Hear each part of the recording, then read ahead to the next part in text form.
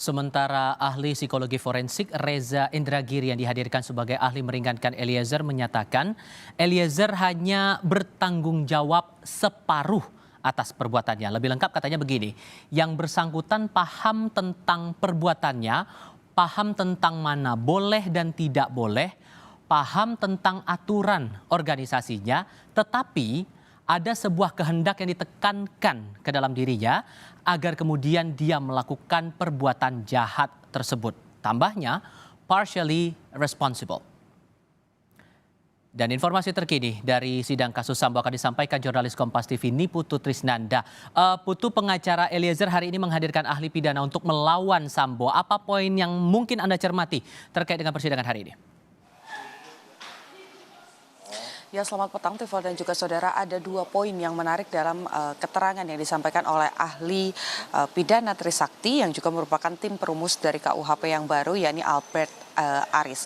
Poin yang kemudian disampaikan yang pertama ini berkaitan dengan perintah jabatan yang termaktub dalam KUHP, tepatnya ini pada pasal 51 ayat 1 yang intinya secara sederhana Tifal, ini berisi tentang seseorang bisa bebas dari dakwaan ataupun juga dari tuntutan hukum jika memang hanya melakukan perintah jabatan. Itu tercantum dalam pasal 51 ayat 1 dan tadi juga dijabarkan oleh Albert Aris, di mana ketika seseorang ataupun ada perintah dari orang yang memiliki otoritas, ini kemudian memerintah seseorang untuk melakukan tindak pidana ataupun juga tindak kejahatan, maka yang kemudian menerima perintah dan juga melakukan perintah tersebut dan merasa terpaksa ini bisa bebas dari pidana. Ini juga sebetulnya sejalan dengan yang disampaikan oleh ahli ahli psikologi forensik kemarin Reza Indragiri yang juga merupakan saksi yang meringankan Eliezer, yang menyebutkan bahwa bentuk dari tekanan ataupun juga pressure yang dihadirkan Verdi Sambo kepada Richard Eliezer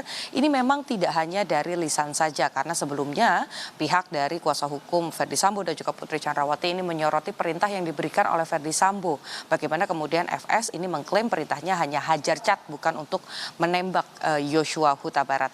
Menurut Reza Indragiri kemarin disampaikan di ruang persidangan bahwa sebetulnya tekanan ini bisa melalui pakaian yang digunakan, kemudian siapa pemberi perintah atau otoritasnya, kemudian juga bisa dilihat dari jarak di mana pemberi perintah dan juga yang diperintah, apakah ini berada dalam satu ruangan yang sama atau tidak.